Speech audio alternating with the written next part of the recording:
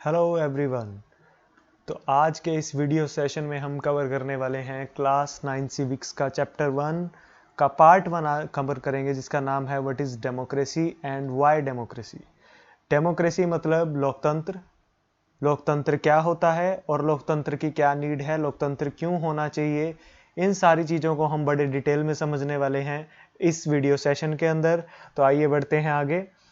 सबसे पहले क्या आता है कि डेमोक्रेसी है क्या। अब डेमोक्रेसी की एक बहुत ही अच्छी डेफिनेशन अब्राहम लिंकन में भी दी है। अब्राहम लिंकन के बारे में आप सबको पता होगा कि यूएस के 16th प्रेसिडेंट थे और काफ़ी फेमस प्रेसिडेंट थे।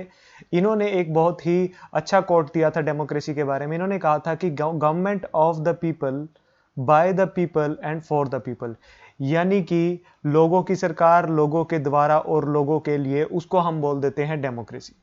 डेमोक्रेसी के हमने और भी काफी सारी डेफिनेशंस देखी हैं। डेमोक्रेसी दो वर्ड से मिलकर बना है, डेमो प्लस क्रेसी। डेमो हम बोल देते हैं पीपल्स को और क्रेसी यूज होता है वर्ड रूल के लिए। यानी कि डेमोक्रेसी को एक तरह का यह भी बोल दिया जाता है कि democracy is a people's rule. But ये डेफिनेशन डेमोक्रेसी की सफिशिएंट नहीं है, क्योंकि डेमोक्रेसी को समझने के लिए हमें बहुत सारी चीज़ों को कवर करना होगा, बहुत डिटेल में जाना होगा। तो आज के इस वीडियो सेशन में हम कवर करेंगे कि ऐसा क्या फीचर्स होने चाहिए डेमोक्रेसी के। तो बढ़ते हैं आगे। सबसे जब डेमोक्रेसी की बात आती है तो सबसे ज़्यादा जो कॉमन डेफिनेशन सबके पास आती है कि democracy is a form of government in which the rulers are elected by the people. यानी कि जो लोकतंत्र है वो एक ऐसी सरकार है, ऐसी फॉर्म ऑफ गवर्नमेंट है जिसमें जो रूलर्स हैं, यानी कि रूलर्स में आपके, अगर मैं इंडिया की बात करूं तो रूलर मतलब कौन, जो नेता लोग हैं, जो इस कंट्री को चलाएंगे, जो सरकार को बनाएंगे, वो लोग जनता के द्वारा चुने जाते हैं। याद रखना यहाँ पे वर्ड क्या आया है, इलेक्टेड, यानी जनता के द्वारा इलेक्टेड है। तो इलेक्टेड से हमें, जब हम इलेक्टेड की बात करते हैं तो हमें क्या याद आते हैं, इलेक्शंस याद आते हैं। इलेक्शंस याद आते हैं तो हमें क्या याद आती है, वोटिंग। यानी कि जो लीडर्स हैं वो जनता के द्वारा, वोटिंग के द्वारा चुने जाते हैं, हम उसको डेमोक्रेसी कह देते हैं। ये डेमोक्रेसी की कॉमन डेफिनेशन है सबसे ज्यादा, जो सारे वर्ड में चलती है।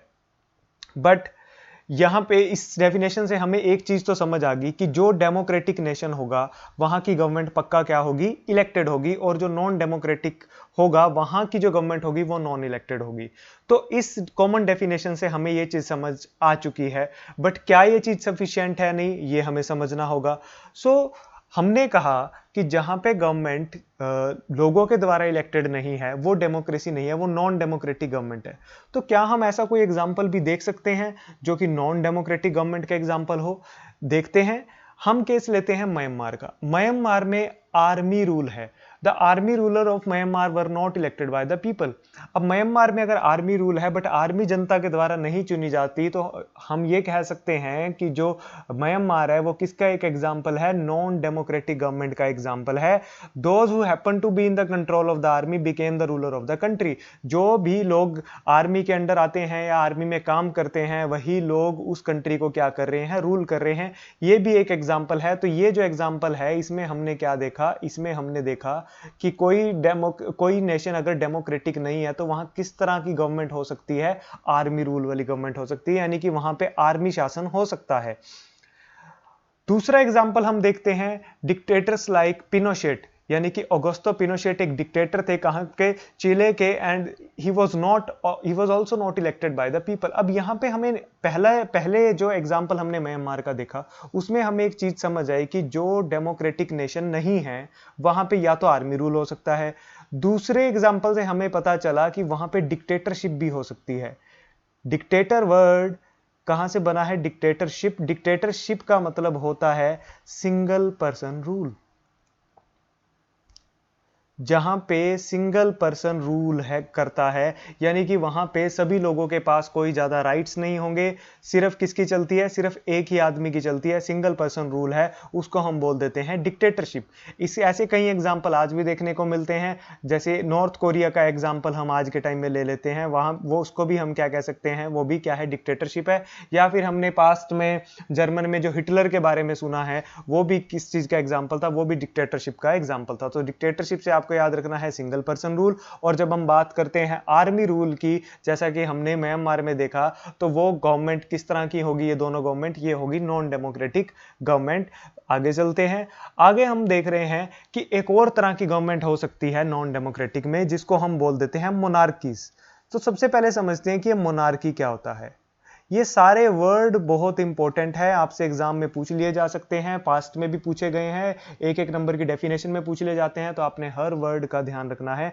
मोनार्की, मोनार्की से आपने याद रखना है किंग रूल, जैसे कि पास्ट में इंडिया में भी हुआ करता था कि जो किंग होते थे, अब king were also not elected by the people, were not elected by people. ये आपको पता है कि जो राजा लोग होते हैं वो जनता के द्वारा चुने नहीं जाते, बल्कि वो तो किस अनुसार राजा बनते हैं, अपने वंश के अनुसार, यानी कि फादर अभी क्या है, किंग है, तो जो नेक्स्ट किंग होगा मोस्ट प्रोबेबली उसी का सन होगा। यानी कि एक ही फैमिली वाले या एक ही रिश्ते नाते वाले लोग अपने वंश के अकॉर्डिंग, इसको हम बोल देते हैं हेरेडिटरी रूलर्स, यानी कि जो अपने वंश के अकॉर्डिंग क्या बनते चले जाते हैं, रूलर बनते चले जाते हैं। यहां पे काबिलियत की बात नहीं हो रही है कि उसी को राजा बनाया जाएगा जो काबिल होगा, यहां बात हो रही है वंश की। अगर फादर किंग था तो नेक्स्ट जो किंग होगा वो कौन बनेगा, उसका बेटा बनेगा। तो हम इस तरह के रूल को क्या बोल देते हैं, मोनार्की, जो कि पास्ट में हमारे इंडिया में भी था और काफी कंट्रीज में ये रूल आज भी है। तो the kings of Saudi Arabia rule not because the people have chosen them to do so, but because they happen to be born into the royal family. तो ये कह रहे हैं कि जो सऊदी अरब के किंग हैं वो अगर रूल कर रहे हैं तो इसका मतलब ये नहीं है कि उनको जनता ने चुना है, जनता ने नहीं चुना, क्योंकि उनके फैमिली, जो वो रॉयल फैमिली में पैदा हुए हैं, जो कि पहले से ही राजा हैं, इसलिए वो भी अब क्या बन चुके हैं, राजा बन चुके हैं। तो इस तरह के तो हमने 3 ऐसे एग्जाम्पल देखे नॉन डेमोक्रेटिक में। एक हमने देखा आर्मी रूल ऑफ म्यांमार। ये सारे एग्जाम्पल आपको याद रखने हैं, यही आपको एग्जाम में काम आएंगे, इन्हीं से ही आपके मार्क्स आएंगे। दूसरा हमने देखा डिक्टेटरशिप, डिक्टेटर हमने देखा चिले में। और तीसरा एग्जाम्पल हमने देखा मोनार्की, और मोनार्की हमने देखा है कहां पे, सऊदी अरब में। तो ये तीनों एग्जाम्पल हमने किसके देखे हैं, नॉन डेमोक्रेटिक गवर्नमेंट के, जो गवर्नमेंट लोकतांत्रिक नहीं है। आगे बढ़ते हैं। तो जो हमने डेफिनेशन अभी तक देखी है, सबसे ज्यादा कॉमन डेफिनेशन कि डेमोक्रेसी जो है वो लोगों की जो सरकार, लोगों के द्वारा चुनी हुई सरकार है। इसमें क्या ये डेफिनेशन सफिशिएंट है? क्या सिर्फ इस डेफिनेशन से हमें डेमोक्रेसी का असली मतलब समझ आ जाता है कि जो भी गवर्नमेंट जनता के द्वारा चुनी जाएगी कि वही डेमोक्रेसी है? इस बात को समझने के लिए हमें यह चीज देखनी होगी कि इस डेफिनेशन को कई बार अगर हम सही तरीके से बिना सोचे समझे यूज करें तो इसके कुछ और परिणाम भी निकल सकते हैं। जैसे कि अगर कोई भी गवर्नमेंट इलेक्ट होती है तो हम सिर्फ इस बेसिस पे उसको डेमोक्रेसी बोल देंगे कि वो इलेक्ट है, लेकिन हर गवर्नमेंट ही इस वर्ड में क्या अपने आप को क्या दिखाना चाहती है, डेमोक्रेसी, क्योंकि डेमोक्रेसी को एक बहुत अच्छा वर्ड माना जाता है। एक तरह की आप ये कह सकते हो कि हर नेशन बहुत इज्जत फील करता है खुद को ये कहने में कि वो डेमोक्रेसी है, क्योंकि डेमोक्रेसी में एक वर्ड आया क्या, पीपल। तो सभी लोग क्या कहना चाहते हैं, सभी जो नेशन है वहां के रूलर क्या दिखाना चाहते हैं कि हम लोगों की बहुत मानते हैं, लोगों को साथ लेके चलते हैं, लोगों की हर नीड को फुलफिल करते हैं, चाहे वो रियल में ऐसा ना भी कर रहे हो। तो यानी कि ऐसा भी देखने को हमें मिलेगा इस चैप्टर में आगे आगे कि काफी ऐसे नेशन भी हैं जो दिखावा कर रहे हैं। प्रिटेंड का मतलब क्या होता है, दिखावा करना, कि जो दिखावा करते हैं कि हमारे यहाँ पे डेमोक्रेसी है, कि यहाँ पे जनता के द्वारा गवर्नमेंट चुनी जा रही है, बट जब हम वहां की केस स्टडी करते हैं तो हमें कुछ और ही देखने को मिलता है।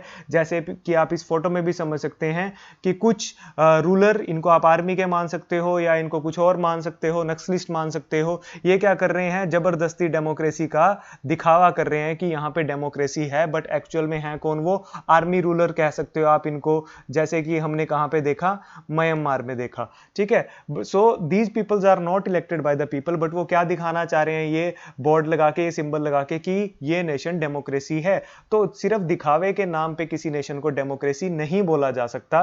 तो फिर बात ये आती है कि फिर डेमोक्रेसी के क्या क्या विशेषताएं होंगी, क्या क्या फीचर्स होंगे, कैसे हमें पता चलेगा कि कोई नेशन डेमोक्रेटिक यानी कि लोकतांत्रिक देश है, ये हमें कैसे पता चलेगा? अब इसी कॉमन डेफिनेशन से में हमें क्या दिक्कत आ रही है जो हमें मेन समझनी है, हमें हमें क्या चीज समझनी है और ज्यादा डिटेल में, जिससे हमें यह पता चलेगा कि डेमोक्रेसी के असली फीचर्स क्या होते हैं। इसको समझने के लिए हमें इन वर्ड्स पे गौर फरमाना होगा, यानी कि democracy is a form of government. तो सबसे पहले किसकी बात आ रही है? गवर्नमेंट की बात आ रही है। तो जब गवर्नमेंट की बात आ रही है तो हमारे मन में कुछ क्वेश्चंस आते हैं। वो क्या क्वेश्चंस हैं कि अगर ये गवर्नमेंट है तो ये किस तरह की गवर्नमेंट होती है, किस तरह की सरकार होती है? क्या यहाँ पे जो लोग, हमने कहा कि यहाँ के जो लीडर हैं वो जनता के द्वारा चुने जाते हैं, these are elected rulers. But क्या जो इलेक्टेड रूलर हैं जिनको हमने चुन लिया, क्या वो कुछ भी कर सकते हैं? जो उनके मन में आए वो कर सकते हैं, क्योंकि वो चुने गए हैं तो उनको पावर तो मिल ही गई है। बट उस पावर का वो इस्तेमाल क्या अपनी मर्जी से कर सकते हैं? या फिर जो डेमोक्रेटिक गवर्नमेंट है, यानी कि जो लोकतांत्रिक सरकार है, या वो उसके ऊपर भी कुछ लिमिट्स होती हैं कि वो कुछ लिमिट में काम कर सकती है? Is it necessary for a democracy to respect some rights of citizen? क्या जो लोकतांत्रिक सरकार है वो वहां के जो उस देश के जो नागरिक होते हैं उनको कुछ अधिकार, उनको कुछ राइट्स देती है या नहीं देती? तो ये तो सबसे पहला हमारा क्वेश्चन आया कि वो जो गवर्नमेंट है वो किस तरह की गवर्नमेंट है, किस तरह वो काम करती है। दूसरा है हमारा, हमने कहा कि वो जनता के द्वारा चुनी जाती है, यानी कि इलेक्टेड होती है। तो इलेक्टेड से हमारे पास जो क्वेश्चन निकल के आ रहे हैं हमारे मन में वो क्या है? What kind of election constituted democratic election? कि वो किस तरह के इलेक्शन होते हैं जिनको हम कहेंगे कि ये लोकतांत्रिक इलेक्शन है। ठीक है, क्योंकि हमने पहले कहा कि सिर्फ इलेक्शन के बेस पे हम ये नहीं कह सकते कि कोई भी देश क्या है, लोकतांत्रिक है। तो फिर वो किस तरह के इलेक्शन होने चाहिए जिससे हमें ये पता चले कि वाकई में वो देश क्या है, लोकतांत्रिक देश है? ऐसी कौन सी कंडीशन उस इलेक्शन में फुलफिल होनी चाहिए जिसके कारण उसको लोकतांत्रिक यानी कि डेमोक्रेटिक बोला जाए? तो दूसरा क्वेश्चन हमारा आया इलेक्शंस के ऊपर। तीसरा हमारा आया पीपल। हमने कहा कि इलेक्टेड बाय द पीपल। तो ये जो लोग हैं ये कौन लोग हैं? क्या ये हम सारे लोग हैं, या समाज के कुछ ही लोग हैं, या ये हायर कास्ट वाले लोग हैं, या ये ज्यादा इनकम वाले लोग हैं, या ये ज्यादा एजुकेटेड लोग हैं? तो ये कौन लोग हैं? Who are the people who can elect the rulers और गेट इलेक्टेड एज रूलर?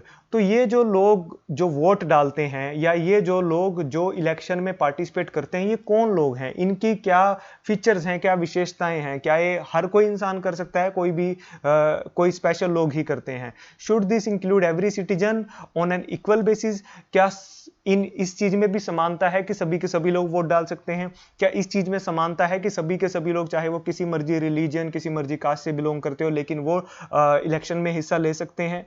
या फिर ये जो राइट्स हैं, ये जो अधिकार हैं, कुछ सिटीजन को दिए गए हैं, कुछ सिटीजन को नहीं दिए गए? तो ये भी हमारा क्वेश्चन है कि ये जो लोगों की बात आ रही है कि जनता के द्वारा चुने जाते हैं, ये लोग कौन हैं? इसे भी हमें इस वीडियो सेशन में या फिर इस चैप्टर में हमें समझना होगा। नेक्स्ट है हु आर द रूलर्स। अब नेक्स्ट वर्ड क्या आ रहा है? रूलर्स। अब रूलर्स के ऊपर फिर हमारा क्वेश्चन आ रहा है, नेक्स्ट क्वेश्चन आ रहा है रूलर्स के ऊपर। ये जो रूलर्स हैं, ये इनकी क्या डेफिनेशन है exactly? Who are the rulers. हमने कहा कि ये जो रूलर हैं, हमने रूलर को चुना, कौन रूलर्स?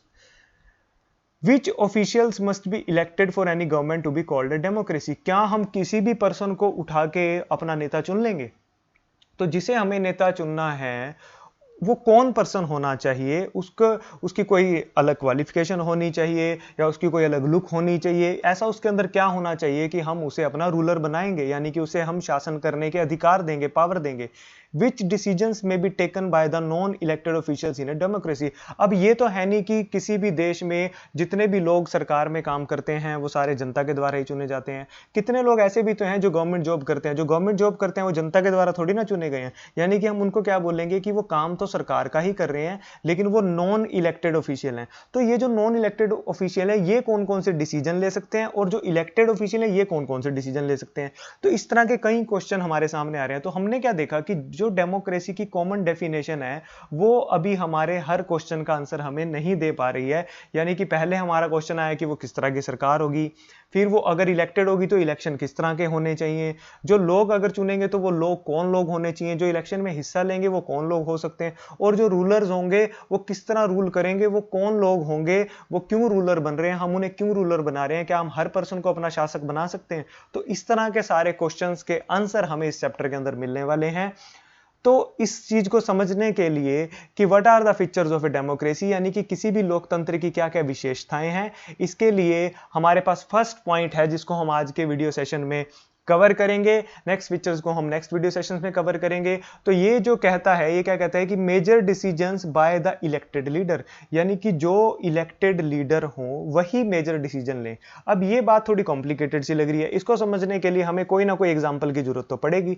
तो एग्जांपल है यहाँ पे पाकिस्तान का। यहाँ पे आप देख सकते हैं कि डेमोक्रेसी तो एक बॉक्स के अंदर बंद है, ताला लगा हुआ है और चाबी किसके हाथ में है, एक रूलर के हाथ में है। और जो दिखने में कैसा लग रहा है, एक आर्मी रूलर लग रहा है, जैसा कि हमने किसमें देखा था, म्यांमार में भी देखा था।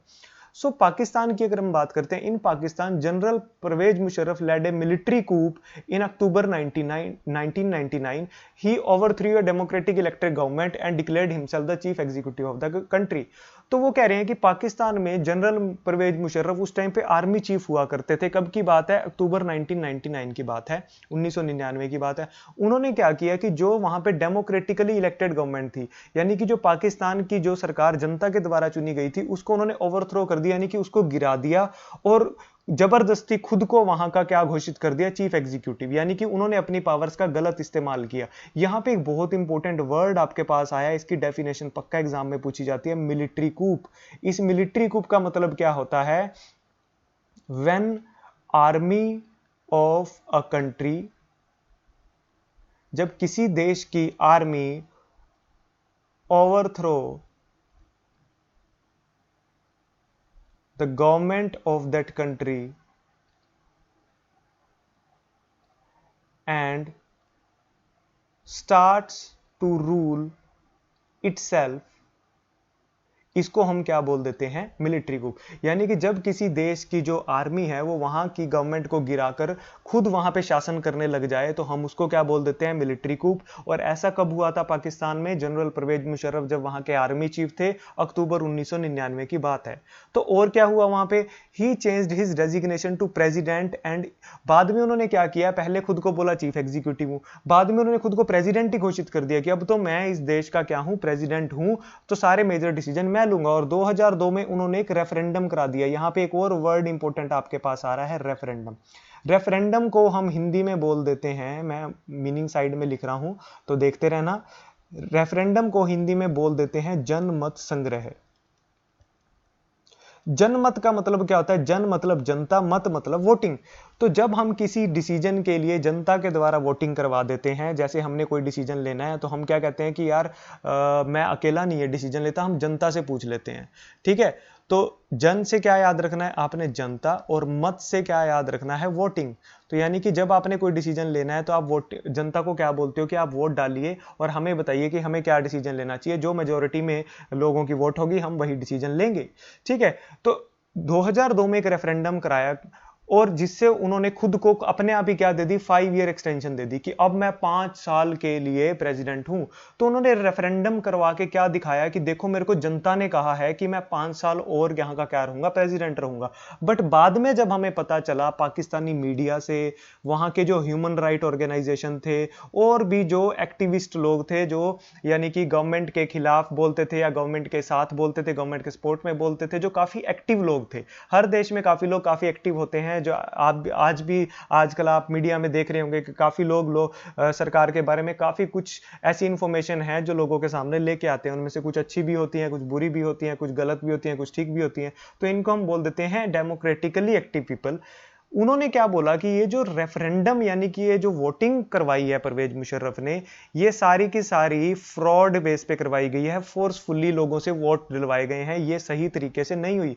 इसमें क्या हुआ है, कुछ ना कुछ गलत तो हुआ है, अदरवाइज लोगों ने इस पर्सन को 5 साल के लिए प्रेसिडेंट के तौर पर नहीं चुनना था। अगस्त 2002 में क्या हुआ, इन्होंने एक लीगल फ्रेमवर्क ऑर्डर दिया। इसके ऊपर आपके पास पक्का क्वेश्चन आ सकता है कि जनरल परवेज मुशर्रफ ने जो लीगल फ्रेमवर्क ऑर्डर दिया उसके अंदर क्या था। इस लीगल फ्रेमवर्क ऑर्डर के तहत इसने क्या किया, इसने कहा कि जो जनता के द्वारा इलेक्टेड लोग हैं वो जिस भी काउंसिल में बैठते हैं, यानी कि जो भी नेशनल असेंबली है, असेंबली नेशनल और प्रोविंशियल, नेशनल यानी कि पूरे पाकिस्तान की, प्रोविंशियल वहां के जो प्रांत हैं उनमें जो असेंबलीज हैं, असेंबली में कौन लोग होते हैं, असेंबली में होते हैं सारे इलेक्टेड लोग। इलेक्टेड रिप्रेजेंटेटिव जो होते हैं एक देश के, यानी कि जनता के द्वारा चुने गए जो नेता लोग होते हैं, वो वहां पे बैठते हैं और वहां पे बैठ के वो वहां की सरकार चलाते हैं। तो उन्होंने 2002 में एक लीगल फ्रेमवर्क ऑर्डर दे दिया। उन्होंने क्या कहा कि ये जो असेंबलीज हैं ये भी अब मेरे अंडर होनी चाहिए। मैं जब चाहूं इन नेशनल असेंबली या प्रोविंशियल असेंबली को क्या कर सकता हूं, इनके जो इलेक्शंस जरूर होंगे बट ये रहेंगी मेरे अंडर, यानी कि जो फाइनल डिसीजन होगा वो किसका होगा? Final decision general Pervez Musharraf का होगा। Elections were held to the national and provincial assemblies, तो इलेक्शन जरूर हो रहे थे असेंबलीज के। So Pakistan has had elections, elected representative have some powers, but the final power rested with the military officer and General Pervez Musharraf itself. तो general Pervez Musharraf ने क्या make sure किया कि जो भी लोग जनता के द्वारा चुने जाएं उनके पास कुछ पावर तो होंगी, बट जो फाइनल पावर होगी वो किसकी होगी? मेरी होगी। तो अगर किसी देश में फाइनल पावर उस पर्सन की है जो जनता के द्वारा चुना ही नहीं गया, हम उसको बिल्कुल भी डेमोक्रेटिक नहीं कहेंगे। हम उसको क्या कहेंगे? कि ये लोकतांत्रिक नहीं है, this is the non democratic. Because democracy में तो जो लोग जनता के द्वारा चुने गए हैं, क्यों जनता लोगों को चुनती है? इसीलिए तो चुनती है कि वो लोग जनता के लिए काम करें, जनता के लिए डिसीजन लें। बट बाद में पता चलता है कि जो लोग जनता के द्वारा चुने गए हैं वो डिसीजन ले ही नहीं पा रहे, उनके ऊपर कोई और बैठा है। तो यानी कि ये डेमोक्रेसी का एग्जाम्पल तो नहीं है। तो फिर क्या हम इस जो पाकिस्तान में जो रूल चल रहा है, क्या हम इसको कह सकते हैं कि ये जो रूलर्स हैं जनता के द्वारा चुने गए हैं? हम नहीं कह सकते। Peoples may have elected their representative to the national and provincial assemblies, but ये जो इलेक्टेड रिप्रेजेंटेटिव हैं ये एक्चुअल में रूलर तो है ही नहीं। They can not take the final decision, ये अपना जो अंतिम निर्णय है वो तो ले ही नहीं पा रहे हैं। The power to take the final decision rested with the army official, तो फाइनल पावर तो किसके पास है? जनरल परवेज मुशर्रफ के पास है, सारे डिसीजन तो वही लेगा। And none of them were elected by the people, और जो भी आर्मी के लोग हैं उसमें से एक भी पर्सन ऐसा नहीं है जो जनता के द्वारा चुना गया है। तो ऐसी चीज तो हमने डिक्टेटरशिप के अंदर देखने को मिली है, मोनार्की के अंदर देखने को मिली है, कि जहां पे जो जनता के द्वारा अगर लोग चुने भी जाएंगे वो थोड़ी ना डिसीजन लेंगे, या तो राजा रूलर होता है जो वो डिसीजन लेगा, या फिर डिक्टेटरशिप में जो सिंगल रूलर होता है वो डिसीजन लेगा, या फिर कोई आर्मी रूल होगा तो आर्मी का जो रूलर है वो डिसीजन लेंगे। तो यहां पाकिस्तान में हमें क्या देखने को मिल रहा है कि यहां पे डिसीजन कौन ले रहे हैं? आर्मी रूलर्स ले रहे हैं। They formally have an elected parliament and government, but the real power is with those who are not elected. तो हमने देखा कि पाकिस्तान के अंदर तो इलेक्टेड पार्लियामेंट भी है, पाकिस्तान के अंदर तो गवर्नमेंट भी है जो जनता के द्वारा चुनी गई है, बट जो फिर भी जो असली पावर है वो उनके पास है ही नहीं जो जनता के द्वारा चुने गए हैं। तो यानी कि जो कॉमन डेफिनेशन अभी तक हमने डेमोक्रेसी की पढ़ी थी कि डेमोक्रेसी एक ऐसी सरकार है जिसमें रूलर्स जनता के द्वारा चुने जाते हैं, तो हमने देखा पाकिस्तान में भी तो रूलर जनता के द्वारा चुने गए हैं, बट फिर भी हम इसको डेमोक्रेटिकली इलेक्टेड नेशन क्यों नहीं बोल रहे? हम इसको लोकतांत्रिक सरकार क्यों नहीं बोल रहे? क्योंकि हमने देखा कि जो सरकार चुनी गई है लोगों ने वो डिसीजन तो ले नहीं पा रही। जो सरकार ही डिसीजन नहीं ले पा रही तो वो सरकार किस काम की, है ना? तो ऐसा काफी सारी कंट्रीज में होता है कि जहां पे जो इलेक्टेड रिप्रेजेंटेटिव है उनके पास पावर ना हो के किसी और एक्सटर्नल पावर के पास, क्या एक्सटर्नल पर्सन या एक्सटर्नल ग्रुप के पास क्या होती हैं? पावर्स होती हैं। ऐसे जो रूल होता है इसको हम लोगों की सरकार नहीं बोल सकते। और डेमोक्रेसी की डेफिनेशन सीधा सीधा क्या कहती है? ये लोगों की सरकार है। तो हमें आज के इस वीडियो सेशन में पहला फीचर क्लियर हो चुका है। पहला फीचर क्या है कि एक डेमोक्रेसी में जो फाइनल डिसीजन होना चाहिए वो किसके द्वारा होना चाहिए? लोगों के द्वारा होना चाहिए। तो यानी कि थोड़ी बहुत हमें समझ आ चुकी है कि डेमोक्रेसी के बारे में। आज हमने जो देखा है वो फर्स्ट फीचर देखा है, ऐसे ऐसे हमने और भी काफी फीचर देखने हैं, तो हमें और ज्यादा क्लैरिटी आएगी डेमोक्रेसी के बारे में।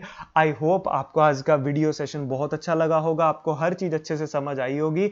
अगर कोई चीज अभी आपको नहीं समझ आई तो आप इस वीडियो को एक या दो बार रिपीट कर सकते हैं, इसके नोट्स बना सकते हैं जो कि आपके एग्जाम में आपका बहुत हेल्प करेंगे, बहुत काम आएंगे। तो ये वीडियो सेशन था यहीं तक ही, मिलते हैं आपसे फिर नेक्स्ट वीडियो सेशन में। Thank you so much for watching.